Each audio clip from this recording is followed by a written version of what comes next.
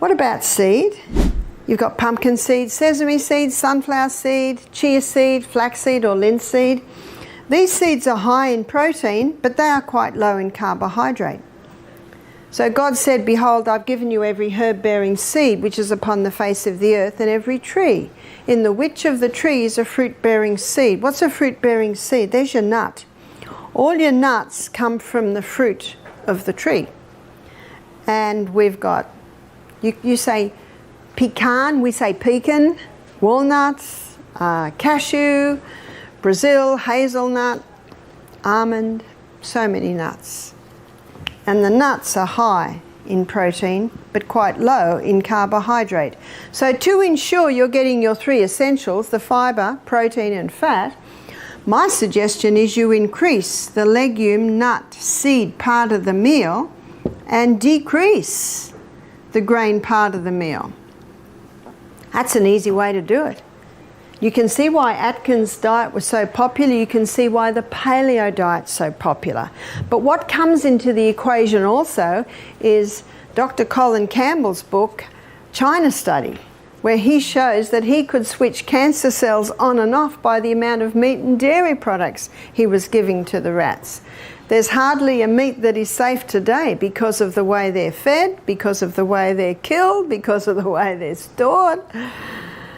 It makes it so much easier on the vegetarian diet.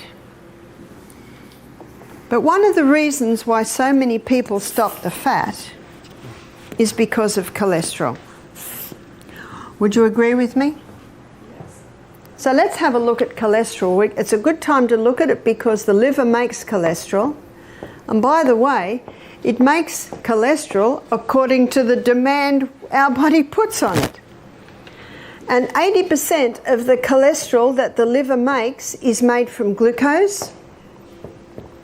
And 20% of the cholesterol that the liver makes is made from fat.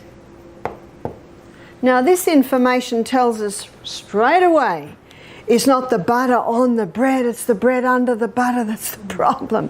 And that's what Atkins found. So let's have a look at cholesterol. There are two main types. One is high density lipoprotein called HDL, high density lipoprotein, and LDL. HDL is usually called the good guy, and the reason for that is it's the carrier. So it carries excess cholesterol from the blood back into the liver. That's why it's called the good guy. LDL is called the bad guy.